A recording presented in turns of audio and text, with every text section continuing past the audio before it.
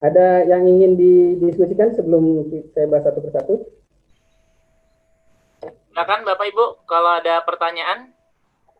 Atau gini Pak, saya ada pertanyaan nih Pak, mohon maaf ya Pak ya. Untuk kesetimbangan nih Pak, kesetimbangan itu sebenarnya ada satuan nggak sih Pak? Gitu. Punya satuan nih kesetimbangan, gitu kan pakai konsentrasi, hasil kali konsentrasi produk, pangkat koefisien, dibagi dengan hasil kali konsentrasi reaktan, pangkat koefisien. Nah itu sebenarnya kesetimbangan itu ada satuannya nggak sih Pak? Gitu. Oke, apakah satu kesetimbangan itu ada satuannya atau tidak ya?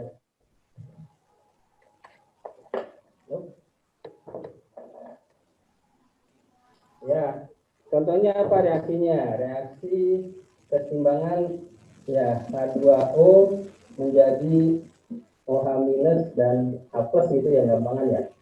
Nah, 10 pangkat min 14. Begitu kan ya? Iya.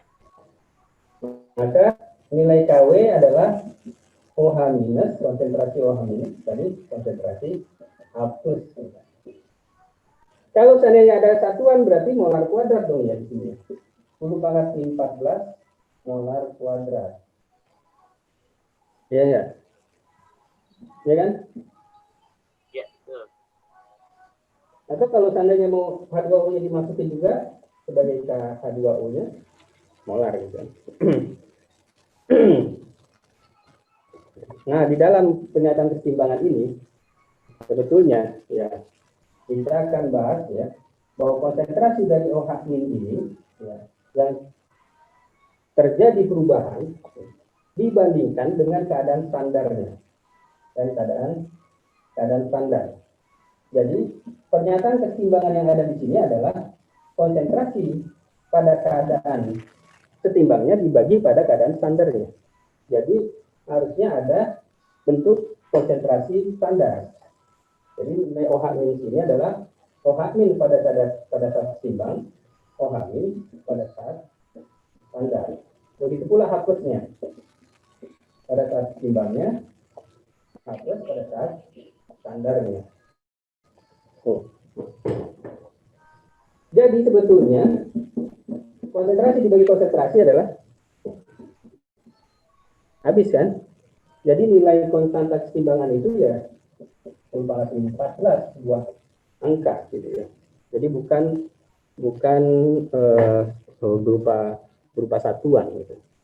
Jadi oleh karena itu ini di dalam pernyataan kesetimbangan terutama pada elektrokimia kan itu kan ada gas juga lah gitu kan, ada konsentrasi larutannya juga dalam molar, ada tekanannya juga. Nah, ini kok bisa gitu ya menjadi suatu pernyataan yang kita kenal ya, di mana nilai SL-nya itu kan dengan tekanan Nernst itu kan E0 sel ini 0,0592 per N log ya, misalnya berarti apa terserah ya, ada log PU 2 plus per H plus pangkat 2 gitu ya.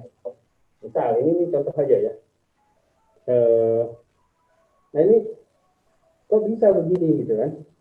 Yang satu atau H plus atau H3 H2 tekanan dari H2 ini H plus konsentrasi bagi tekanan H2-nya kuadrat anggaplah begitu. Nah ini bagaimana kok bisa nilai logaritmus menghasilkan suatu nilai yang ada satuannya.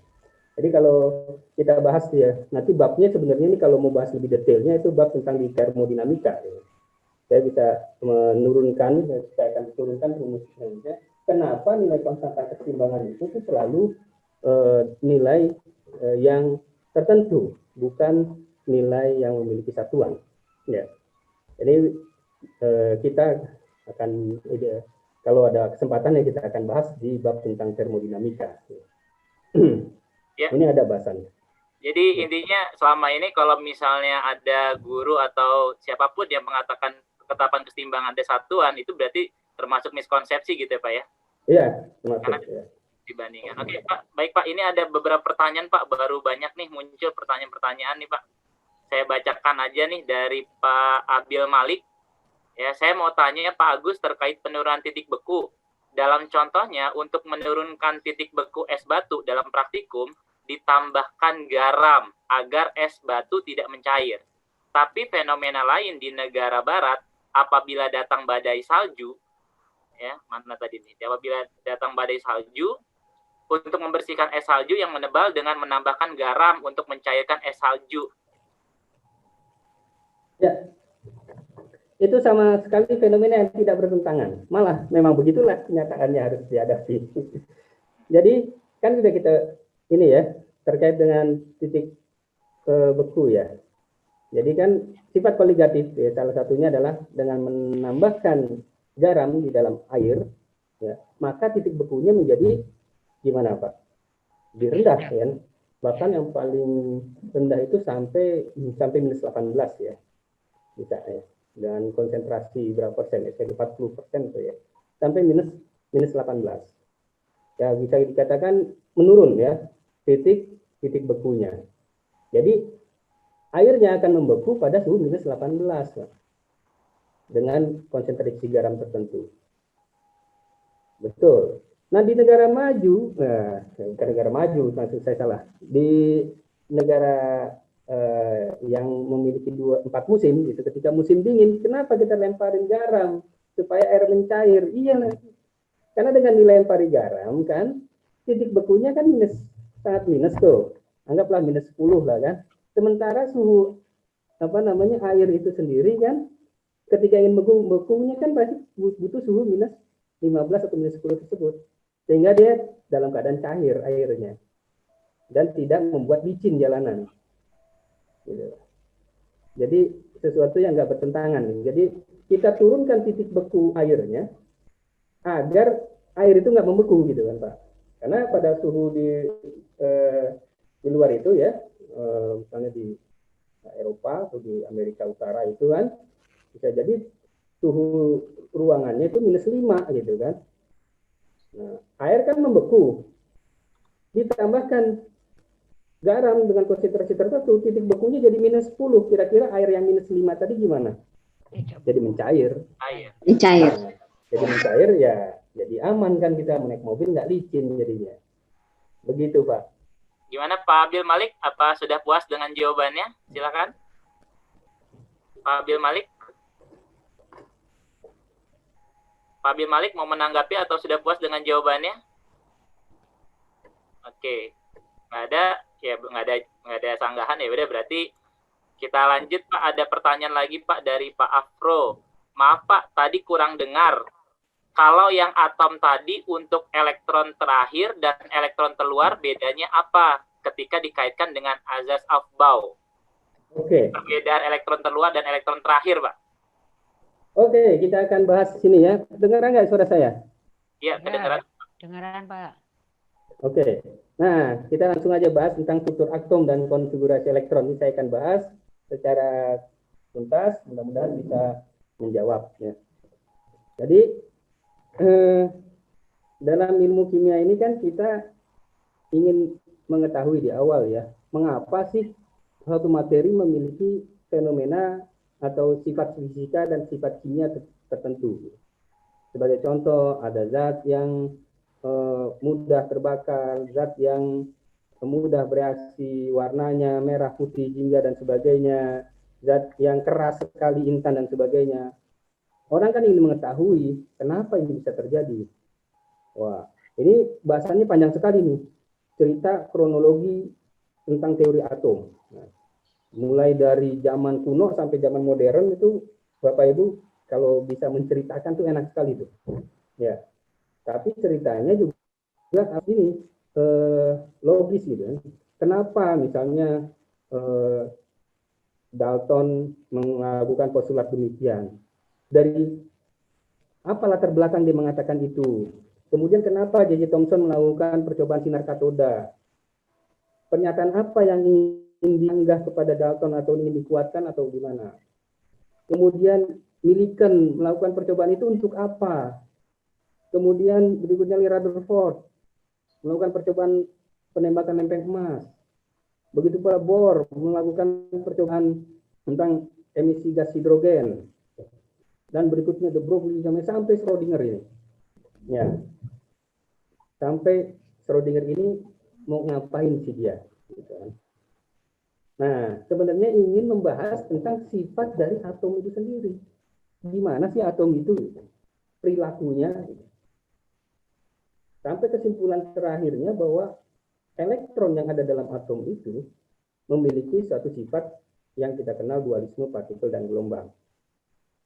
Sifat dualisme partikel dan gelombang ini ya, secara fisika dan secara matematika juga berarti elektron berfungsi bersifat sebagai gelombang. Kalau gelombang berarti punya persamaannya. Kalau ada persamaan gelombang berarti dia memiliki frekuensi, memiliki energi. Nah, bagaimanakah penyelesaiannya? Nah, Schrödinger ini melakukan suatu penyelesaian. Persamaan apa yang sebenarnya cocok untuk elektron tersebut? Nah, inilah yang luar biasanya, Bapak Ibu sekalian. Perhitungan matematika yang begitu jelimet, ini jelimet banget. Sangat jelimet.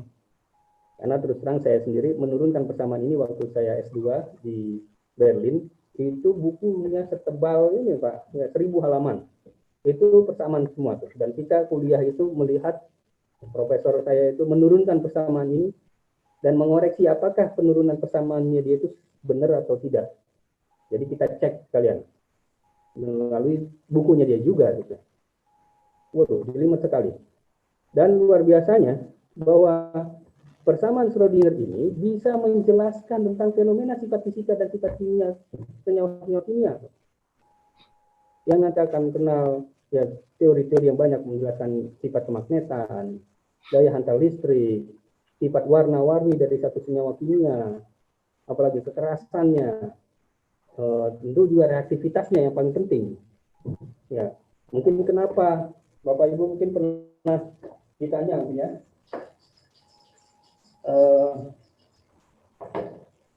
Tingkat keasaman dari asetilin, etilen, dan etana. Ya, mana yang lebih asam? Ini relatif antara etuna, etena, atau etana. Nah, keasamannya teori Bronsted-Lowry lah, misalnya kita ambil dengan menggunakan ya anggaplah lithium amid. Nah, ini dengan amida, natriumnya hidrogennya terdeprotonasi kemudian membentuk ionnya lagi. Kira-kira mana yang akan mudah bereaksi dengan ini? Jadi keasamannya lebih tinggi. Etuna. Bisa keasamannya daripada ini kan? Etuna ya. Ya kan? Ya. Nah, kenapa nih keasaman ini lebih tinggi daripada ini dan ini? Oh, jawabannya adalah karena ya karena karakter orbital S-nya di sini, ini kan hibridisasi sp. Ini hibridisasi sp2 dan hibridisasi sp3. Karakter orbital S di sini adalah 50%. Karakter di sini adalah S-nya sebanyak 33% dan di sini 25%. Jadi semakin besar karakter S-nya maka semakin asam. Ya. Nah, sekarang apa hubungannya karakter orbital S dan keasaman? Itu pertanyaan berikutnya kan. Karena orbital S itu menurut Schrödinger, penyelesaian persamaan orbital S, orbital 1S itu memiliki atau S memiliki persamaan E pangkat min R Z per ano. Lalu kalau kita lihat ini adalah persamaan gelombang dari orbital 1S. Bagaimana grafiknya secara matematika? Kita buat demikian. Kita bisa lihat sekarang bahwa di dalam inti atom ini R-nya, maka ketika di inti atomnya kerapatan elektron di inti atom itu paling besar. Sehingga orbital S ini ketika mendapatkan tambahan inti atom, maka elektron akan ditarik. Jadi seolah-olah orbital ini adalah orbital yang paling elektronegatif. Sehingga semakin banyak S-nya, maka sifat dari karakter negatifannya menjadi lebih besar. Jadi elektron pada hidrogen ditarik dan ini mudah lepas H plusnya. Bisa dibayangkan, kok bisa ya hitungan matematika yang demikian komplikated menjelaskan tentang sifat asam basa dari senyawa kimia yang ada di laboratorium kita. Ini Maaf Pak, tulisannya yang bagian bawah nggak kelihatan Pak. yang ini. Iya di bawahnya nggak kelihatan. Oke. Ini adalah kurva dari persamaan ini ya. Nah, kan ini bentuknya adalah E pangkat minus gitu ya. E pangkat minus. Maka kalau di sini R-nya, di sini inti atom jarak 0, kita lihat bahwa kerapatan elektron di sini pada inti atom lebih besar daripada ketika dia semakin jauh.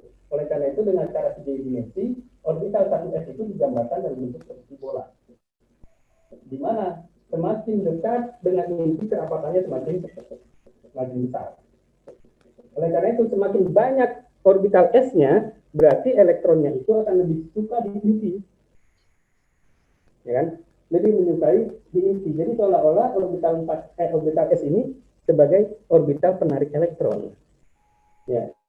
Semakin banyak orbital S-nya maka semakin asam oleh itu.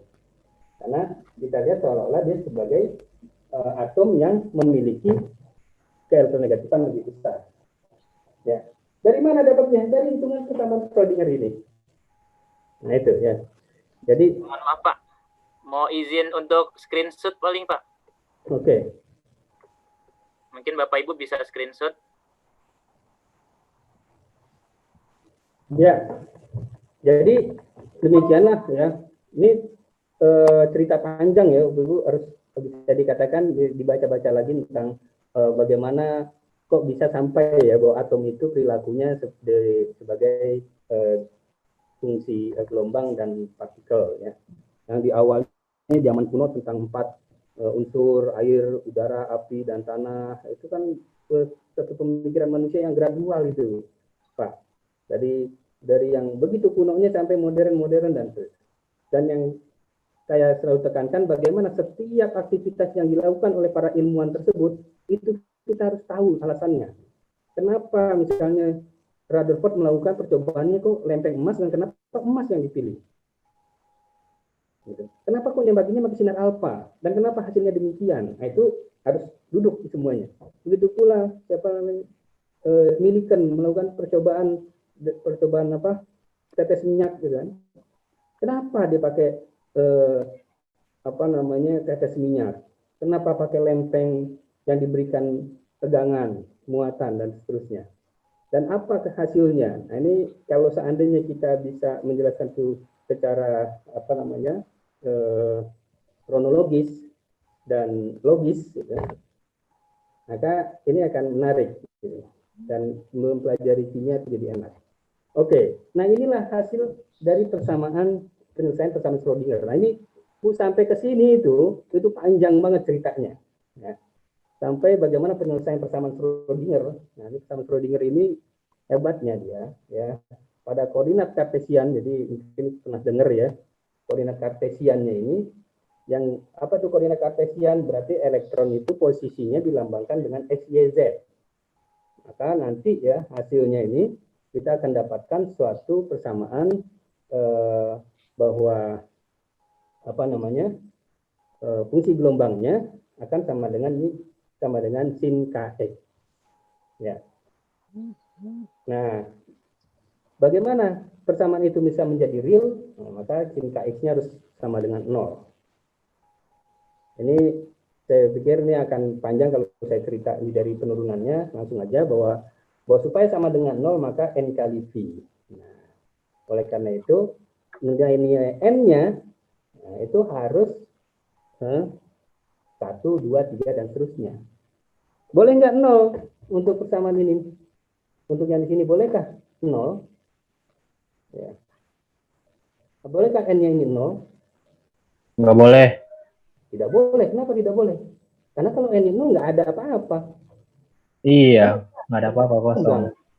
Maka oleh karena itu nilai sin kx sama dengan 0, maka n-nya harus dimulai dari 1. Nggak 1. boleh. Nah, 1,5 boleh nggak? 2,1 boleh nggak? Nggak boleh. Nanti akan menghasilkan tidak nol di sini.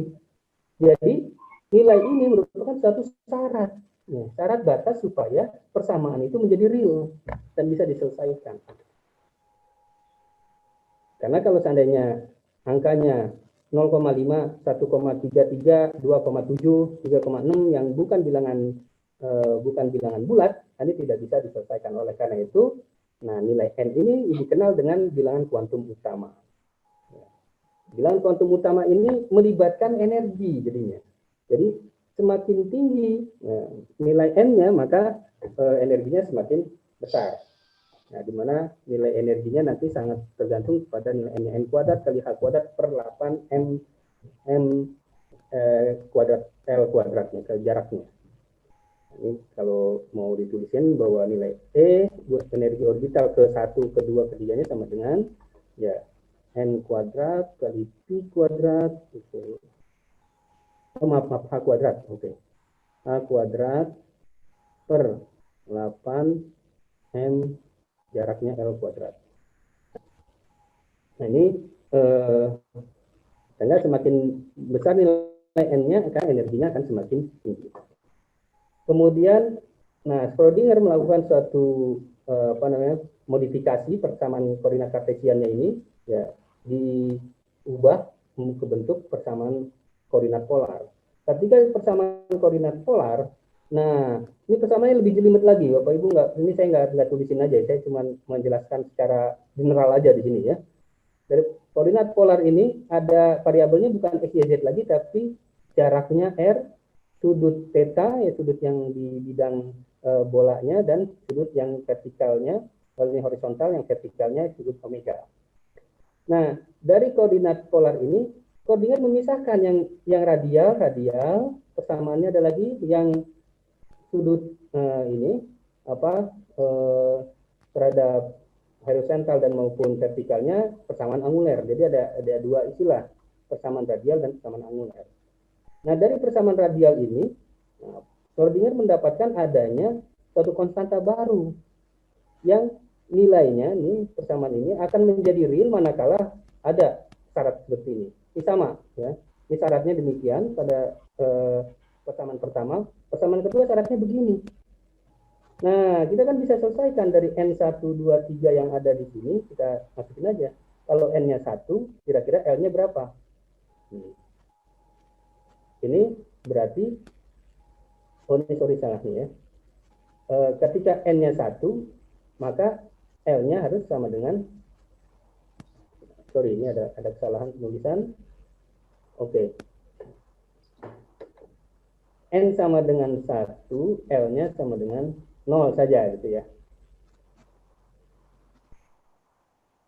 Ini N sama dengan 1 ya.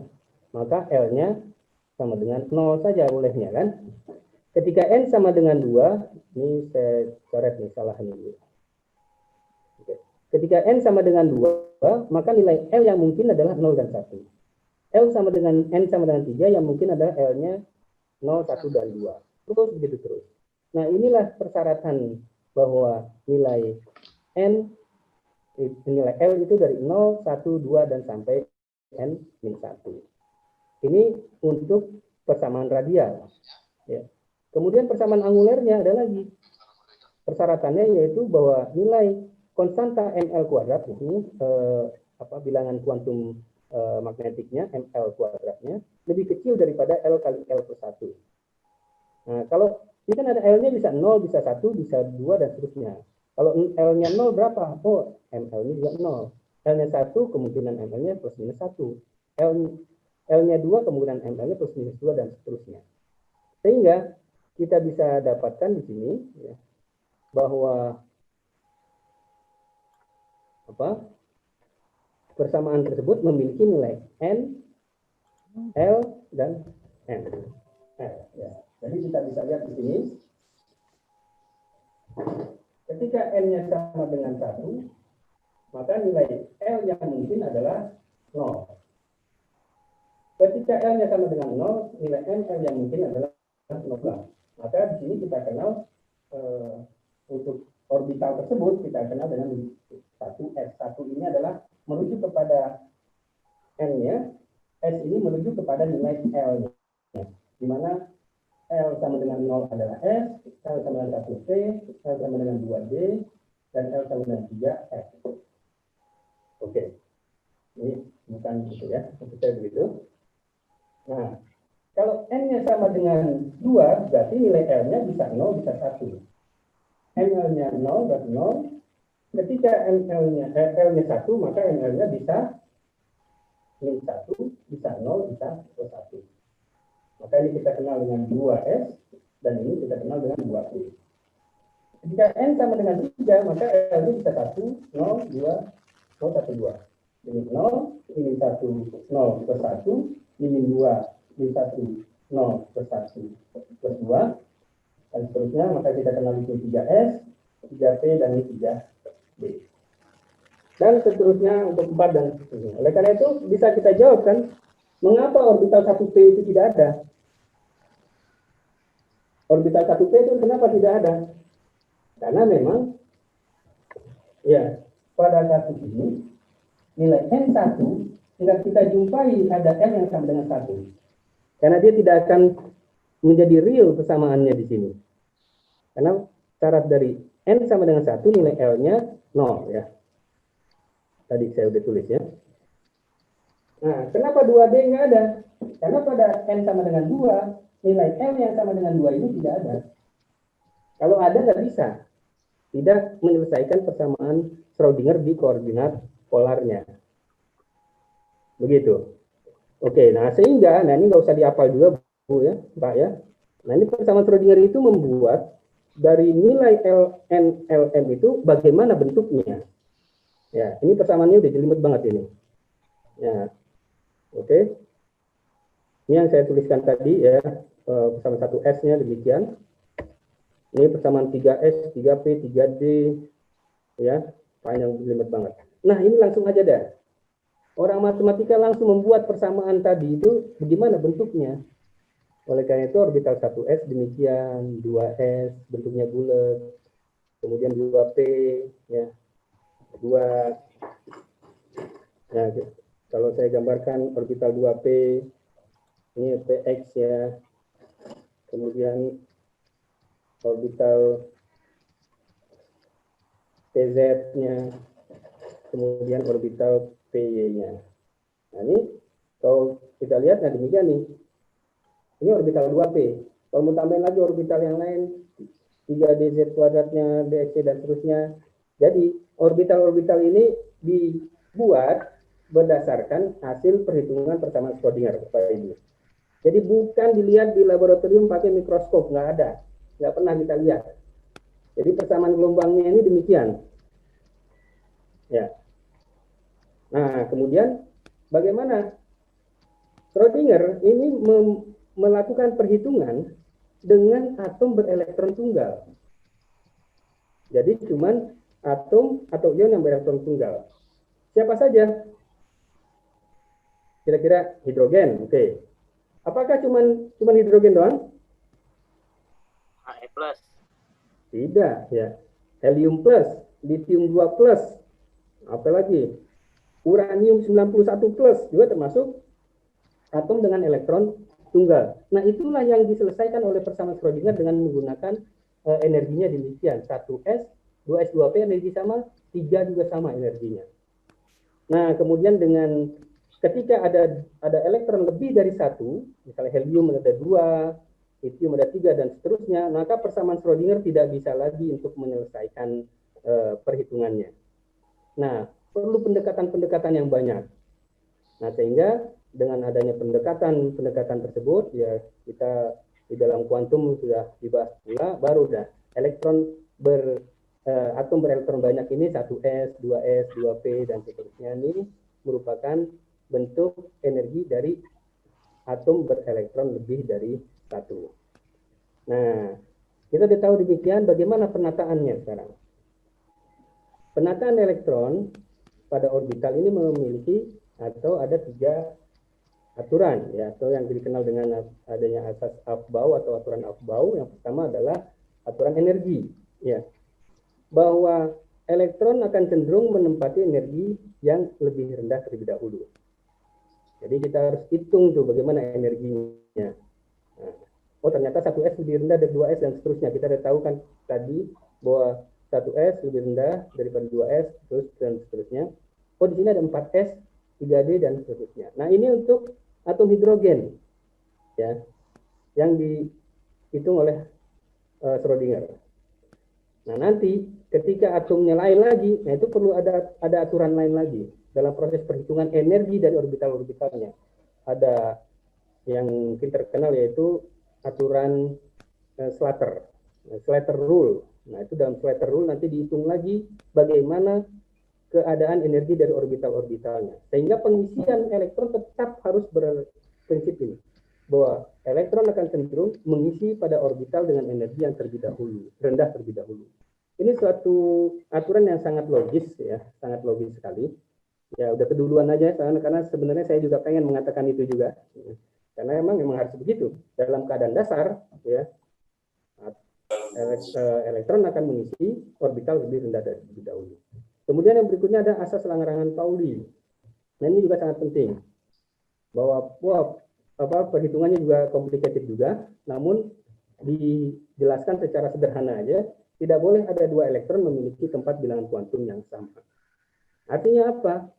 Artinya bahwa setiap orbital memiliki dua elektron. Karena kalau seandainya kita berikan elektron ketiga, ya, maka pasti akan ada misalnya 1S, 2S, ya. Ini ada 5. Kita yang ketiga dalam satu orbital yang sama, maka kita akan lihat bahwa elektron ini dan yang ini memiliki tempat bilangan kuantum yang sama, dan nggak boleh, kan? Jadinya tidak boleh ada elektron ketiga di antara kita, kata elektron ini. Jadi harus berdua aja. Jadi maksimum dalam satu orbital itu hanya 2 elektron menurut asas larangan Pauli.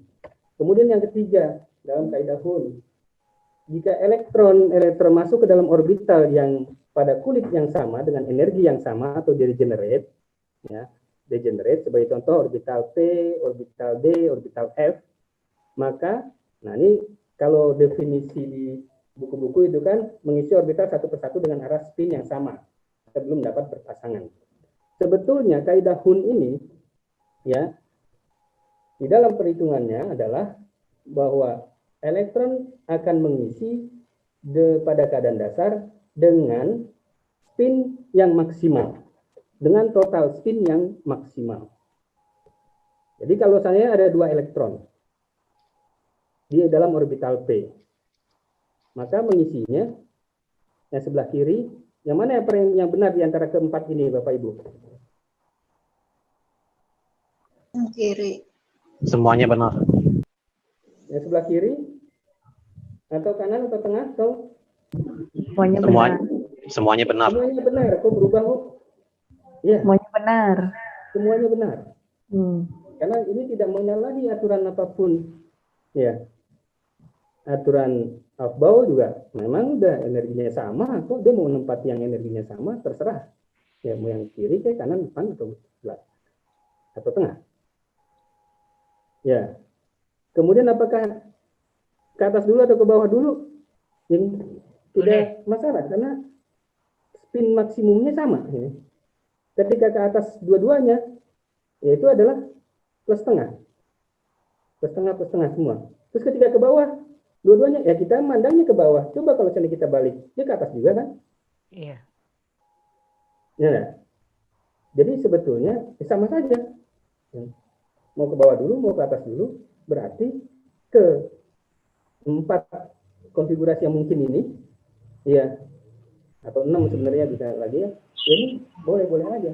Menurut kaidah Hund ini tidak melanggar. Gitu. Demikian, Pak. Jadi selama ini ada pertanyaan harga keempat bilangan kuantum elektron terakhir dipermasalahkan juga ya Pak ya, karena bisa jadi semuanya bisa dari mana aja dan terakhirnya di mana aja masih belum diketahui gitu Pak ya. Betul. Kalau di buku-buku SMA masih begitu Pak, dari kiri dulu Pak, atas dulu, dari kiri dulu gitu. Iya betul, dari kiri dulu. Iya. Buku-buku begitu. Nah, kalaupun mau dibuat seperti itu gitu kan, harus dilakukan kesepakatan terlebih dahulu bahwa yang di sebelah kiri adalah misalnya untuk P di sebelah kiri adalah min 1, jadi harus ditulis di dalam soal. Ditulis di dalam soal, yang di sebelah kiri adalah min 1, yang di tengah adalah 0, yang di sebelah kanan adalah plus 1 untuk P. Untuk yang D misalnya sebelah kiri min 2, berikutnya min 1, berikutnya 0, plus 1, dan plus 2. Harus ditulis. Harus ada kesepakatan dulu. Kemudian, untuk spinnya, yang ke atas adalah plus setengah, yang ke bawah minus setengah. Tapi kalau nggak ada kesepakatan, nggak bisa dijawab. Bukan nggak bisa dijawab, jawabannya semua betul. Kalau orbital P, yang akan kita buat, elektron terakhirnya pasti ada, ya, 3 faktorial. Ya, banyak 6. Jadi kemungkinannya adalah kombinasi, ya, sama saya 6, 2. 61 kalau 1 elektron. Jadi, kemudian kalau seandainya orbital P tentu ada 10 kemungkinan. Ada 10 jawaban.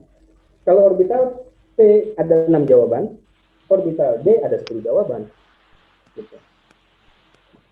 Jadi soal yang seperti itu boleh aja keluar, tapi jangan mana yang paling benar, tapi cari mana yang paling salah. Misal, tadi N sama dengan 3, L sama dengan 3. Baru bisa nih. Kemudian M sub L-nya sama dengan min 2, M sub S-nya sama dengan min setengah.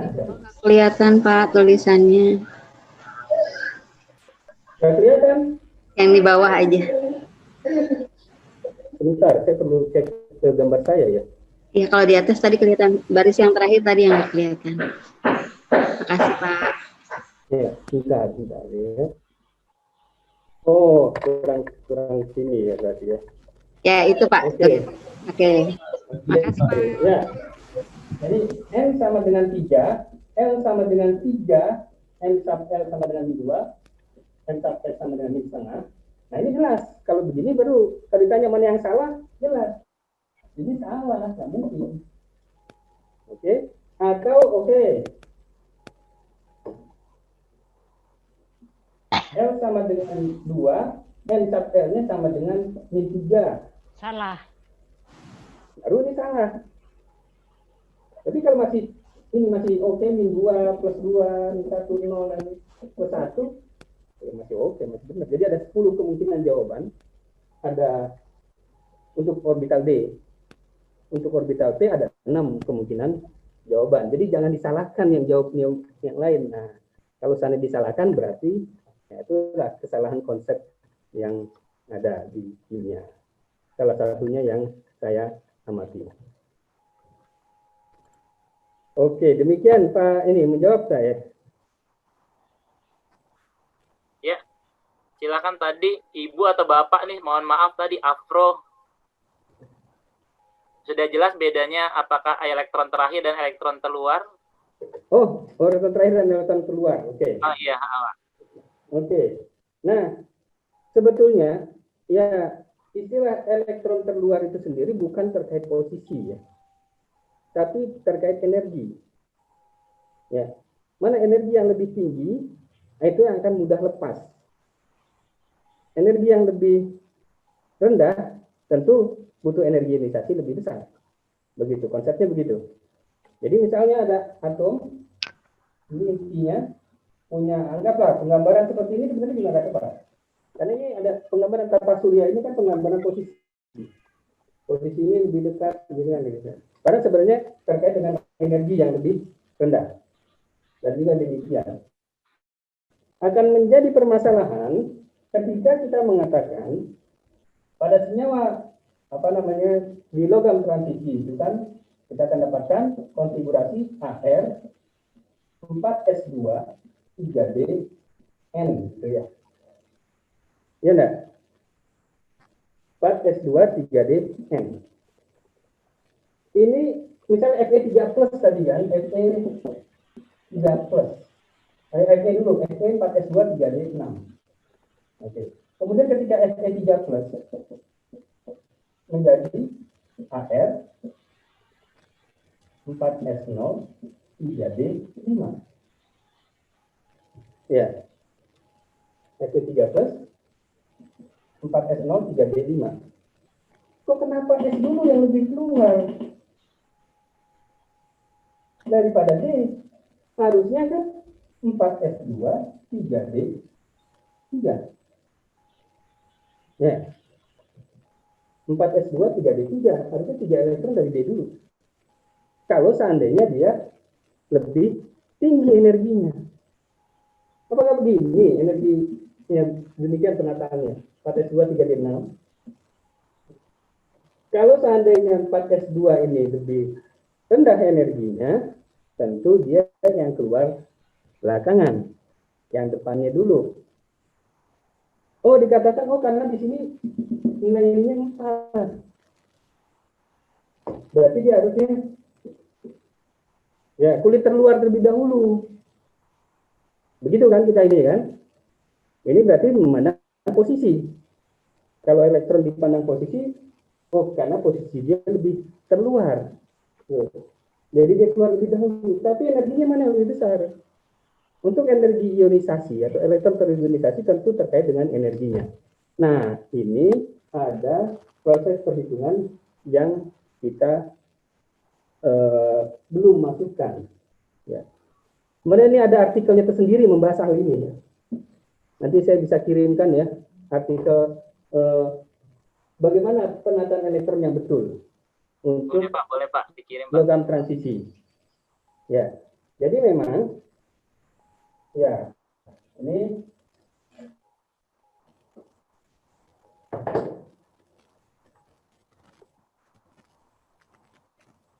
saya akan lihat ya. Bahwa ini misalnya kalium ya, kalsium, nomor atom 1920. Kelihatan ya? Ya. Titanium, vanadium, 21, 22, 23, 24.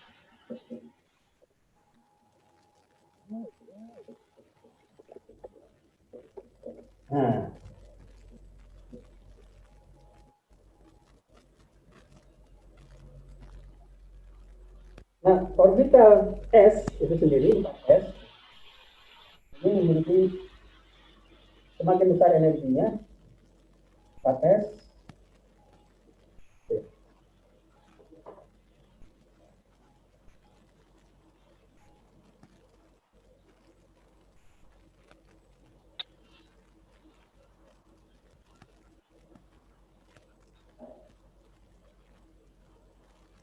Tiga D, kita akan lihat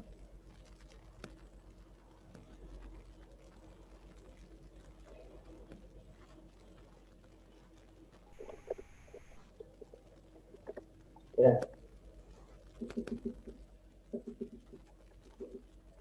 Ya, ini 4S, ini 3D. Nah, kita akan lihat di sini bahwa energi orbital 4S pada kalium dan kalsium ini lebih rendah daripada 3D. Oleh karena itu betul pada kalium ini Ar 4S1 karena energi orbital 3D-nya lebih tinggi. Nah, kemudian pada skandium maka kita lihat energi orbital 3D lebih rendah daripada 4S. Begitu pula pada logam transisi yang lain. Sehingga ketika dia mengalami ionisasi, maka 4S dulu yang keluar. Ya. Oke. Nah, dilakukan perhitungan secara komputasi, mana yang betul kombinasinya, karena mungkin bisa jadi ketika sandium ini ya, ini kan ada 3 kemungkinan. Sandium bisa 3 kemungkinan, yaitu AR, ya, 3S, ya, 4S2 3D1, ya, 4S1 3D2, atau ya, 4S0 3D0. Nah, maaf, 3D3. Jadi ketika dia bermuatan, ketika tanpa muatan. Nah, dilakukan satu perhitungan, ya, dan dibandingkan pula dengan yang 4S-nya di belakang. 4S2, 4S1, 4S0. Begitu. Nah, hasil perhitungannya ya ternyata keadaan yang demikian memiliki energi yang lebih rendah daripada ini. Nanti saya akan kirimkan ya ke panitia ya artikelnya sebenarnya ada di Journal of Chemical Education ya terbitannya ACS American Chemical Society ini ada ya dibahas di tahun berapa itu 1994 kalau nggak salah ya. Ya, nanti saya kirimkan ya. Oke, demikian.